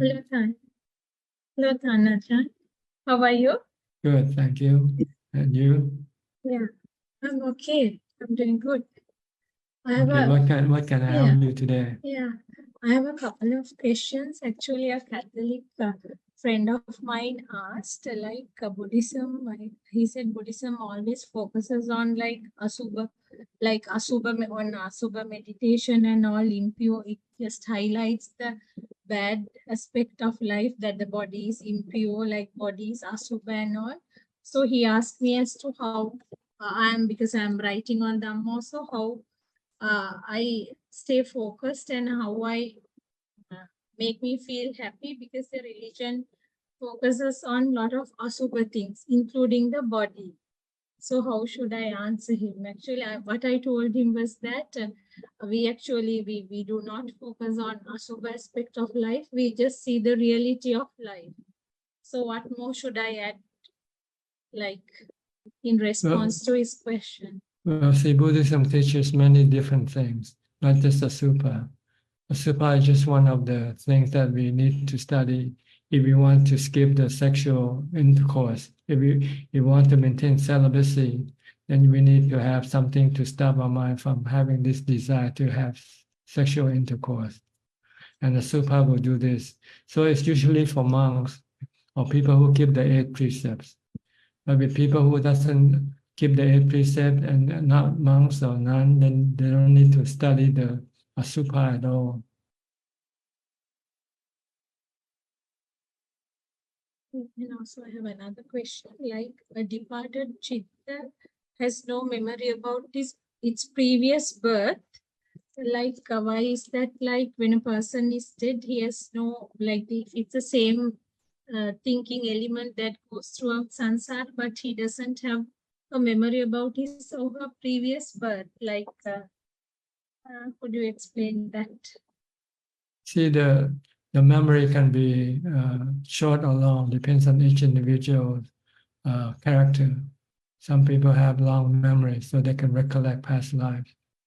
Some people have most people have short memory, so they cannot recollect past life. But you have to be an arahant to remember your past birth, No, right? you just have to be able to practice jhana. If you can enter the jhana, then you can access this ability to recollect past life, if you have it. Not everybody who access jhana will have the ability to recollect past life. But those who have long memory, and if they can access the jhana, then they can have they can recollect past life.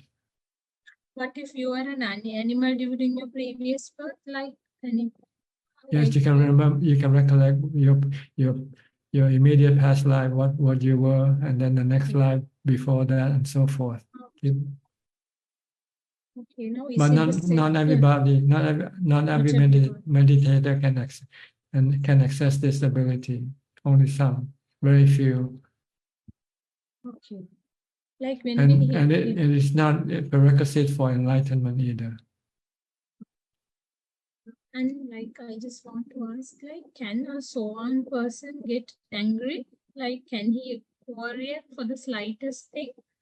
Like, if a person has become achieved 10 so-on status. Can you please repeat your question and please speak a bit louder?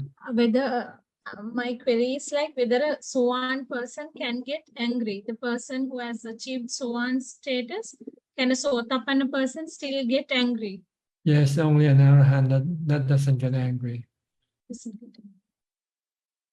So the other three levels still get angry. Sotapanna, Sakidagami, and Anagami, they can still get angry because there is still self in them. Until you are Anagami, you can feel angry, like you get angry. Yeah, because you still have cravings left in your mind. You still have conceit. You still think you're better than somebody else.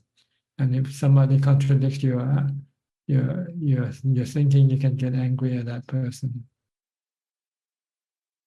Can I ask 2 more questions? Yes, go ahead. Please go ahead. An elderly Buddhist, actually he is a practicing Buddhist, but he told me that he does not believe in rebirth.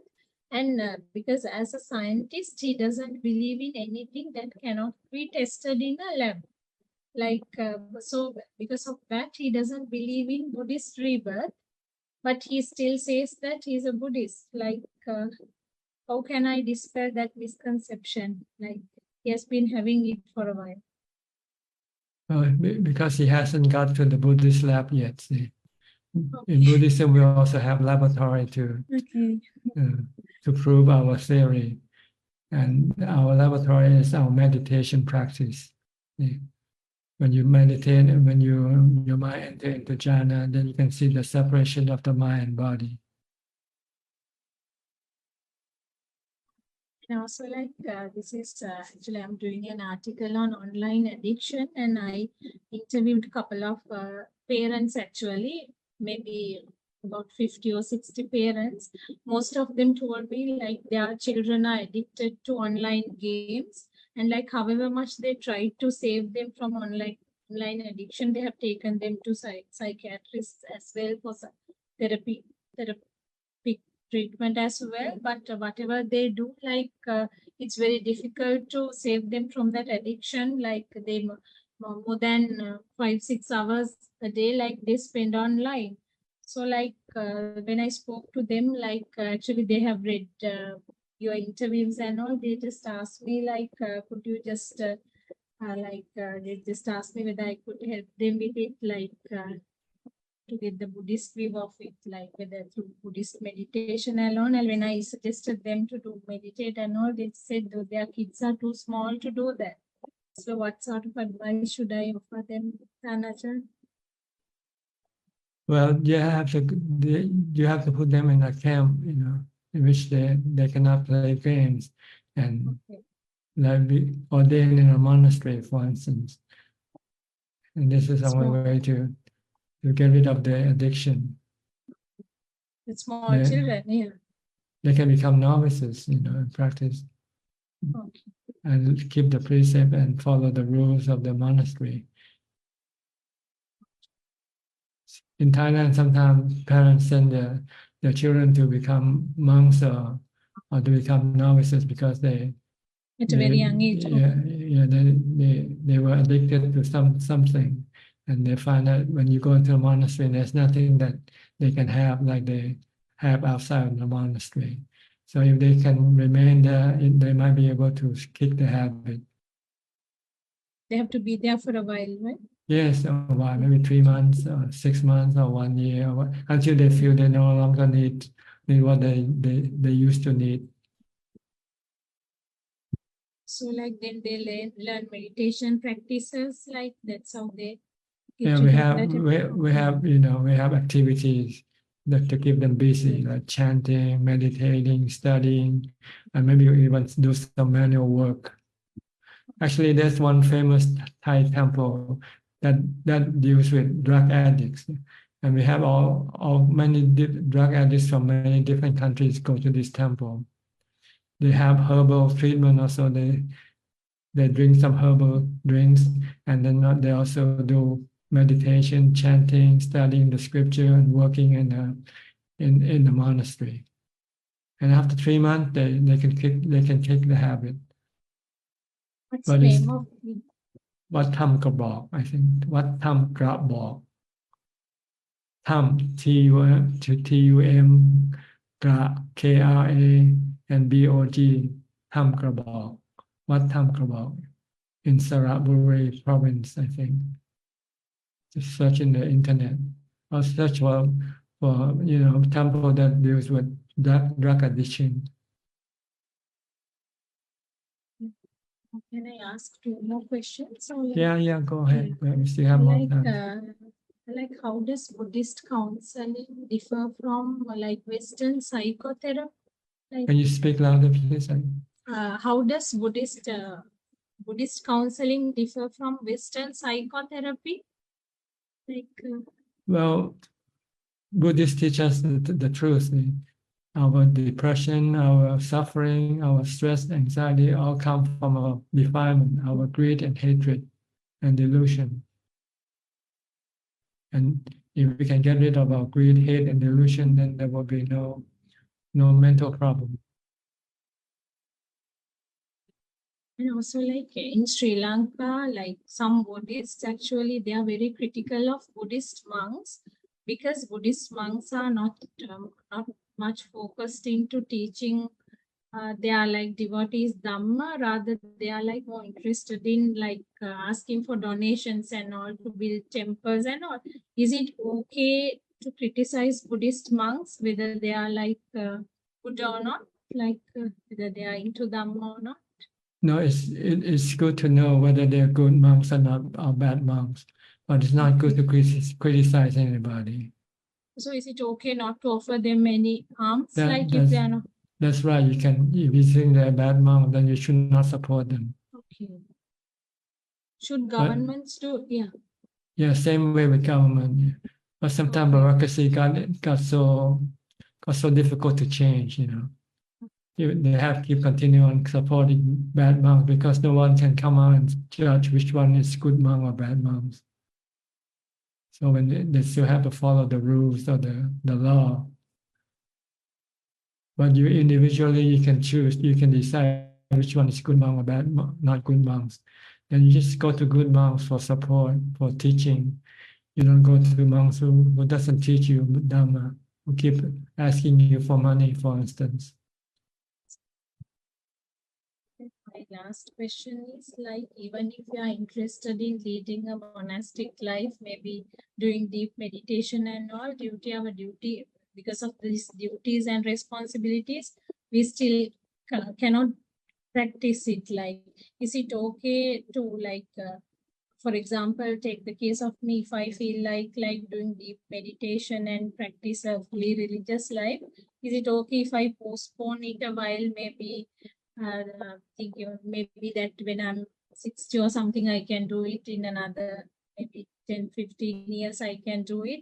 But for the moment, like, is it okay if I just engage in religious activities like charity, seal, and meditation, and observing 5 precepts for the moment? And like maybe later I can go into deep meditation or lead a fully monastic life. Is that okay, or will that be too late?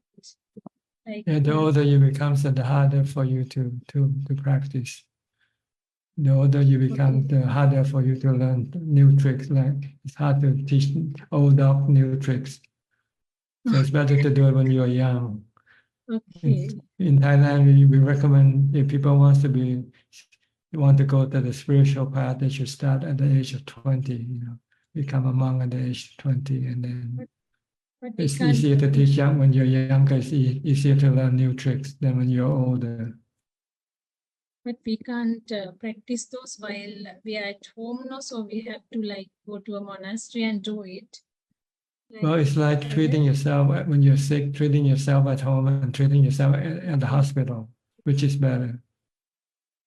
So we can go to a monastery for a while and then come back, to lead a lay life. Usually, if you're healed, you don't want to come back. Okay. Only when you're not healed and you still want to come back.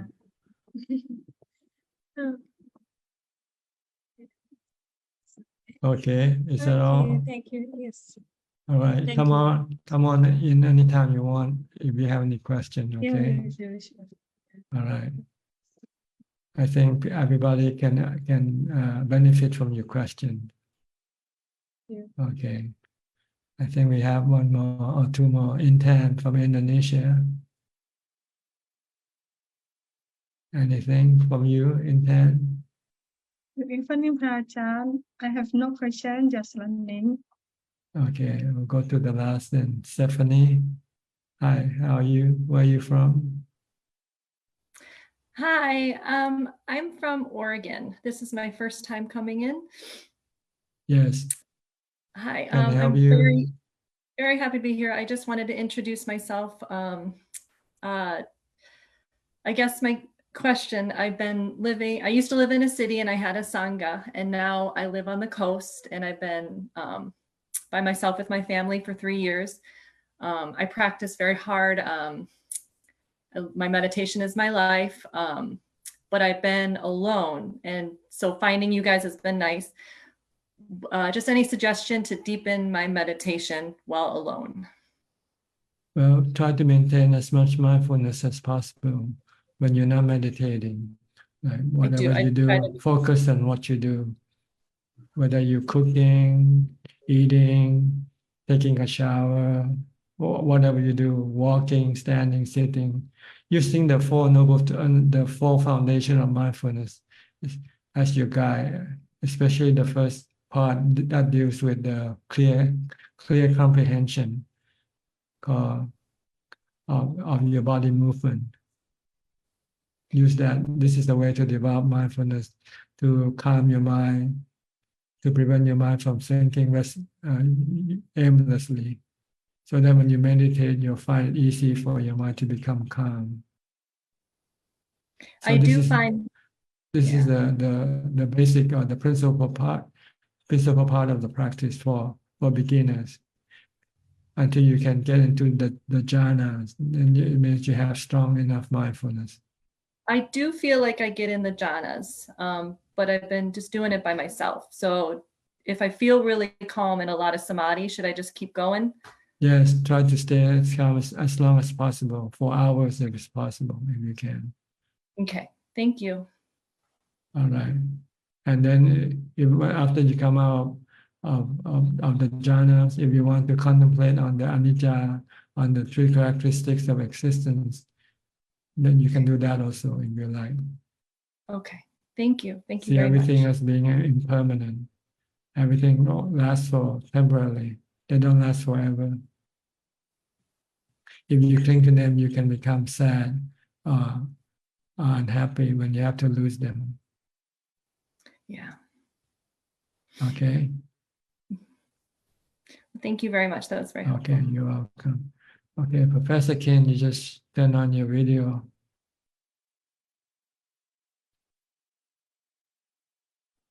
Anything? Sorry, Thanajan, for being late. I have now some teaching duties at this time on a Tuesday, so. Okay, no problem. Sorry for coming in and out so late. It's No question. okay. If you have any question, you can ask. It's all right to be a little bit No, I'm late. okay, thank you, Thanajan. I'll listen to everything later on. Okay. Well, we'll go to the question from Facebook and email then. We have any question, Bon? There's 3 questions tonight. First question from Nigel, Hong Kong. Ajahn said that the citta is permanent and lasts forever. Based on my understanding, reading the Dhamma Nikaya, the Sutta, the Buddha said that it is strong will. The citta or mano vinyan rises and falls day and night. So saying that the citta is permanent contradicts with what Buddha says. Could Ajahn please explain about your viewpoint? When I talk about the citta, I mean the knowing element. The knowing element is always there. See, when you're talking about things that rising and falling, these are the function of the mind, such as sankhara, vijnana, vedana, sanya. These functions, they keep rising and falling, stopping and going. But the mind, the knowing element, always remain the knowing element all the time. So I mean, the knowing element is permanent. But the function of the knowing elements, such as the Vedana, Sanya, Sankhara, Vijnana, they keep changing, they keep rising and ceasing. Second question from Minnie. Hi Ajahn, I have been practicing anapanasati for a long time, but still not able to get into jhana, not even seeing lights. Any advice? Just keep doing it, especially when you're not meditating. You should practice mindfulness all the time. From the time you get up to the time you go to sleep. Try to stop your mind from thinking aimlessly. Force it to focus on something such as a mantra if you can. Keep reciting Bhutto, Bhutto, or focus on your body movement. And last question from Ricardo. Where is the mind of a person who has Alzheimer's? The same place all our mind exists in the same universe, called the spiritual universe. Okay, there's one more question coming in from Jaya. Can we attain first jhana from walking meditation? If you are mindful and you concentrate on your walking, yes, you can get to the first jhana by walking, but not the fourth jhana. The fourth jhana, you have to be sitting still or standing still. Okay, that's all the question we have for tonight. And that's all the time also we have for tonight or today. So I'd like to thank you for your company. I hope this meeting is beneficial to you and help you advance in your practice.